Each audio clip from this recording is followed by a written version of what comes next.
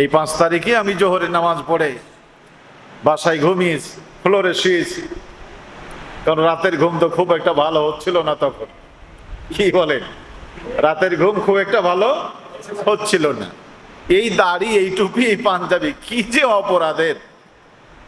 আপনারা তো মাশাআল্লাহ আলহামদুলিল্লাহ, যাদের এটা নাই তারা অনেক নিরাপদে ছিলেন, কিন্তু আমরা যারা একটু কথা বলা লাগে, আমাদের একটু ইমামতি করা লাগে, একটু কথা বলা লাগে, কি যে বিপদ! দিনের বেলায় লোকেরা চা খাইতে ডাকে, কিন্তু রাতের বেলায় তাদের ভয়ে আর বাড়িতে থাকা হয় না। কি এই পরিবেশ ছিল না, ছিল না বলে?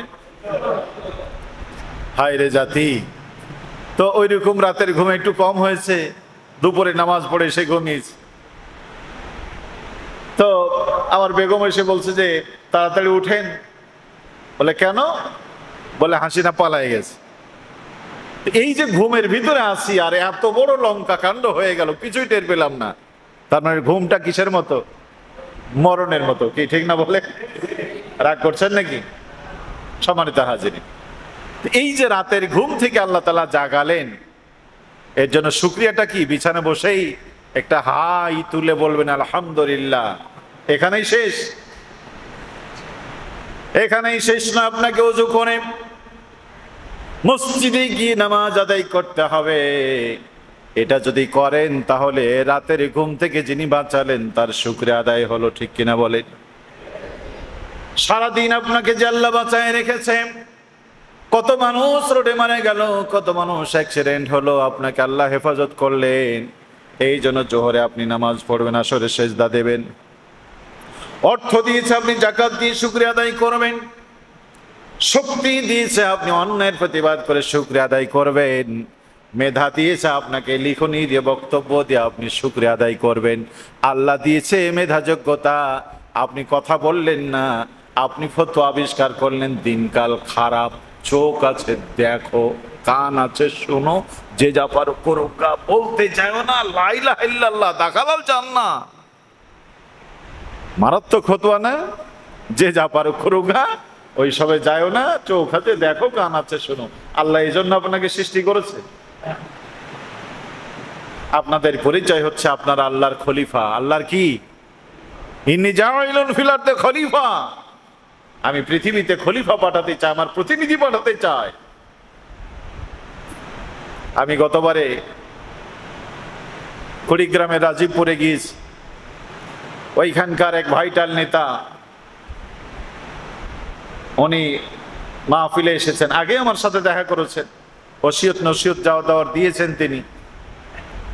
এখন উনি আমার বাম পাশে বসা। আমি বললাম, প্রতিনিধি কাকে বলে? এই যে আকন্দ সাহেব, উনি হচ্ছেন বাংলাদেশ আওয়ামী লীগের প্রতিনিধি ইউনিয়নের। ওনাকে বসিয়ে রাখা হয়েছে যাতে এই ইউনিয়নে কোথায় কি ঘটলো সমস্ত কিছু অবজারভেশন করে কেন্দ্রের কাছে সংবাদ দেওয়া।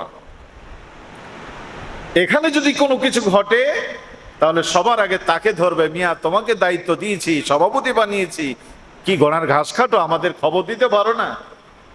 তা আমি বললাম, দেখেন, আপনার উপস্থিতিতে সরকারের বিরুদ্ধে কোনো কিছু হয়ে গেলে যদি আপনাকে সবার আগে ধরে, আমরা হলাম আল্লাহর প্রতিনিধি, আল্লাহর রিপ্রেজেন্টেটিভ।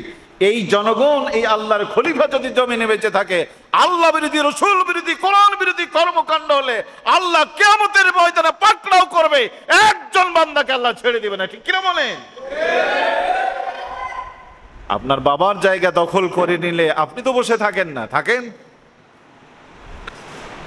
এখন যদি আপনার কাছে কেউ বলে দোকান দখল করে নিল, কেউ যদি সে বলে বাড়ি দখল করে নিল, বসে থাকবেন না, জীবন বাজি রেখে চলে যাবেন।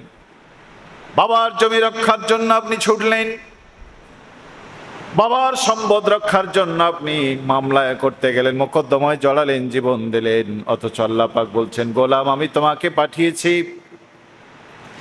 আমি তোমাকে নিয়ামত দিয়ে পূর্ণ করেছি। আলাম নাজআল্লাহু আইনাইন ওয়া লিসানান ওয়া শাফাতাইন ওয়া হাদাইনাহুন নাজদাইন। সুন্দর দুটো চোখ দিয়েছি বলার জন্য, সুন্দর দুটো ঠোঁট দিয়েছি, জিহ্বা দিয়েছি, দুটো পথ তোমাকে বলে দিয়েছে বান্দা।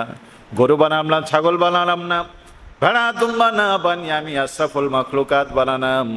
আমি তোমাদেরকে সুন্দর করে সৃষ্টি করলাম। লাকাদ খলাকনাল ইনসানা ফি আহসানি তাকবীম।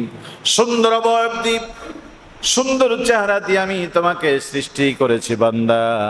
ওয়ালাকাদ কাররামনা বানি আদম, আমি তোমাদেরকে বনি আদম হিসাবে সম্মানের জায়গায় বসিয়েছি।